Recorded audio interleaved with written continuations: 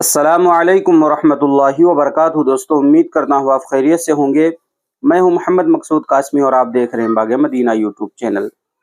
Media reports کے مطابق supreme court نے آج دینی مدارس سے معاملے میں اہم فیصلہ سنا دیا ہے۔ سپریم کورٹ نے کہا کہ اتر پردیش میں دینی مدارس کام کر سکتے ہیں اور انہیں بند نہیں کیا جانا چاہیے۔ عدالت عظمیٰ کے فیصلے کے بعد ریاست کے تقریباً 16,000 مدارس کے طلباء و ذمہ داروں نے راحت کی سانس لی ہے۔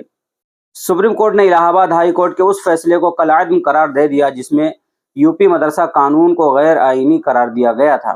سپریم کورٹ کے فیصلے کا مسلم علماء اکرام نے خیر مقدم کیا ہے اور فیصلے کے بعد لاکھوں طلباء نے خوشی کا اظہار کیا ہے۔ سپریم کورٹ نے آج 2004 کے قانون کو برقرار رکھا جو مدارس کے کام کاج کو منظم کرتا ہے۔ Chief justice of India D Y Chandrachud کی قیادت میں 3 ججوں کی بینچ نے الہ آباد ہائی کورٹ کے اس فیصلے کو مسترد کر دیا جس نے مدارس سے متعلق قانون کو غیر آئینی اور سیکولرزم کے اصول کی خلاف ورزی قرار دیا تھا۔ ہائی کورٹ نے ریاست اتر پردیش حکومت سے کہا تھا کہ وہ مدرسے کے طلباء کو باقاعدہ اسکولنگ سسٹم میں شامل کریں۔ 22 اکتوبر کو سپریم کورٹ نے کہا تھا کہ ہائی کورٹ کے فیصلے سے 17 لاکھ بچوں پر اثر پڑے گا۔ بچوں کو دوسرے اسکول میں ٹرانسفر کرنے کا نردیش دینا ٹھیک نہیں ہے۔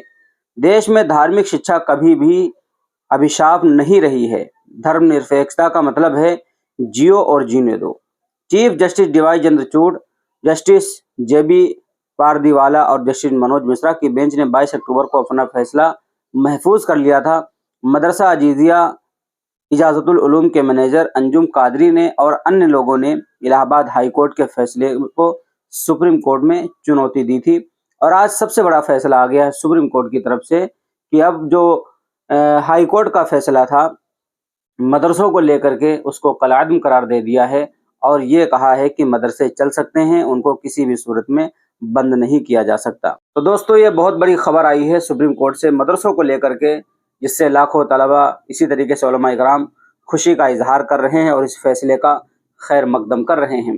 اب آپ حضرات کا اس فیصلے کے متعلق کیا کہنا ہے نیچے کمنٹ کیجئے۔ پہلی بار چینل کو دیکھ رہے ہیں سبسکرائب بھی کر سکتے ہیں۔ چلیے دوستو، پھر ملتے ہیں انشاءاللہ جلدی کسی نئے ویڈیو میں۔ السلام علیکم ورحمۃ اللہ وبرکاتہ۔